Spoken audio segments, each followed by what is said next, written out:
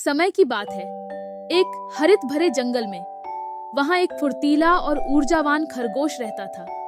उसे उसकी विद्युत गति और उसकी आत्मा में चमक के लिए जाना जाता था और उसने किसी को भी दौड़ में चुनौती देने का शौक रखता था। जंगल के दूसरे किनारे पर एक बुद्धिमान और सब्रपूर्ण कछुआ रहता था। खरगोश अपनी गति पर गर्वित था और अक्सर उसे यह दावा करने का शौक था कि वह जंगल के पूरे में सबसे तेज है।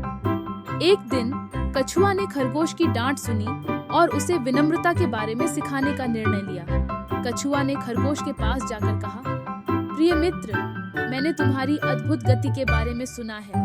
मैं तुम्हारी तरह तेज नहीं हूँ, लेकिन मुझे विश्वास है कि धीरे और स्थिरता से ही दौड़ जीती है।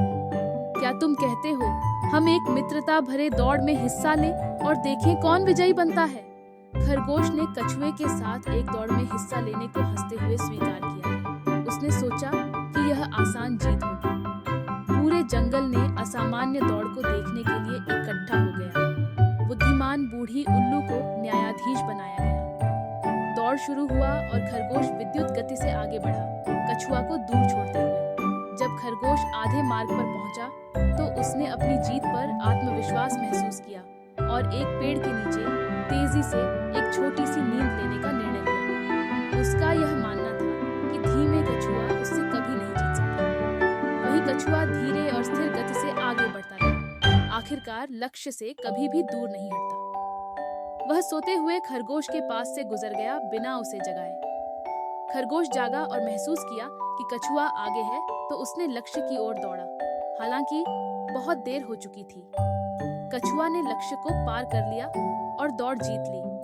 जंगल में आनंद की उछाल मची और खरगोश ने भी स्वीकार किया कि कछुए की धैर्य और स्थिरता वाली दृष्टिकोण ने उसके अभिमान को परास्त कर दिया। उस दिन के बाद खरगोश ने यह मूल्यवान सीख प्राप्त की कि केवल गति से ही सफलता नहीं होती। उसने कछुए के साथ मित्रता की और कछुए की बुद्धिमत्ता की सराहना की।